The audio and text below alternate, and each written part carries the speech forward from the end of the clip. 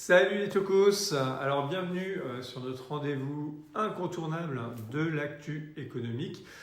Aujourd'hui, on décrypte ensemble les tendances qui façonnent nos marchés et on parle CAC 40, inflation, taux, tech, Chine, Klarna et fiscalité.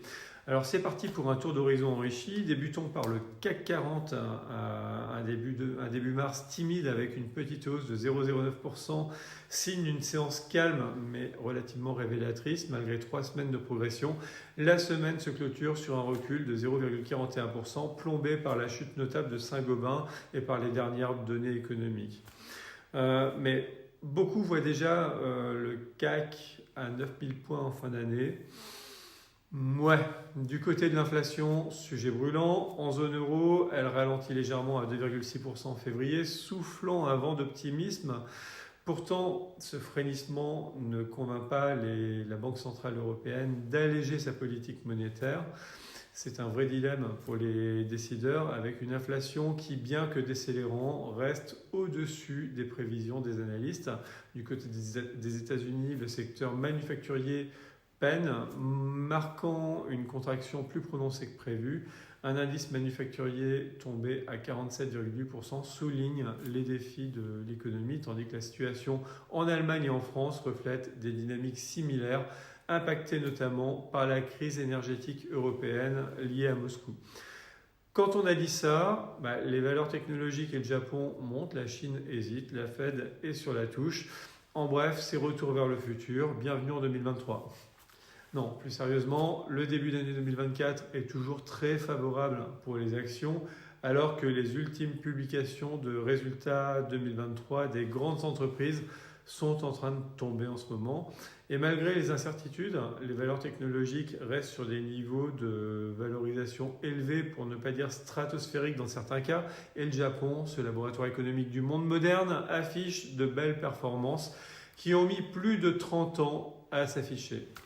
La Fed, quant à elle, observe, laissant présager une année 2024 propice aux actions, soutenue par les dernières publications financières des grandes entreprises également. L'affaire de la semaine concerne une innovation. Je parle bien sûr de ce qui se passe chez Klarna. La fintech suédoise frappe un grand coup avec son assistant IA développé en collaboration avec OpenAI, capable de gérer des millions de conversations clients. Cet outil révolutionne le service client tout en maîtrisant les coûts, un véritable tour de force dans le secteur. Du coup, c'est Téléperformance qui en subit les conséquences avec une énorme dévalorisation cette semaine au point d'en suspendre le cours. Les Français sont donc mis KO au premier round par cette petite fintech suédoise. C'est juste spectaculaire et relativement nouveau. Pour revenir sur l'inflation, elle fait du yo-yo après une phase de stabilisation. Les chiffres reprennent leur descente, surtout aux États-Unis, en Europe.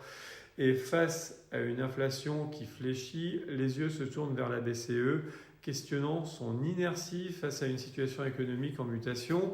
En France, elle est de retour au taux de septembre 2021, post-rattrapage, post-Covid, mais pré-invasion en Ukraine. On attendait ce matin un taux dans la zone euro qui devait chuter de 2,8% à 2,5%. Les prévisionnistes baissent même leurs estimations pour 2024 à 2,3% en zone euro et 2,1% pour 2025. Les fameux 2% sont donc là et toujours pas de baisse de taux en vue. C'est incroyable. Les small caps, l'immobilier, les mid caps, la tech, bref, tout le monde attend ça avec impatience, mais ça ne vient pas. Rappelez-vous qu'elle a relevé les taux trop tard et trop haut et que si ça continue, elle va encore avoir un train de retard et baisser les taux trop tard. Bref, c'est la stratégie de la loose. Enfin, pour une fois, on va évoquer nos amis agriculteurs car la fiscalité agricole est sous tension. L'augmentation des droits de succession inquiète les agriculteurs français, confrontés à une fiscalité de plus en plus lourde.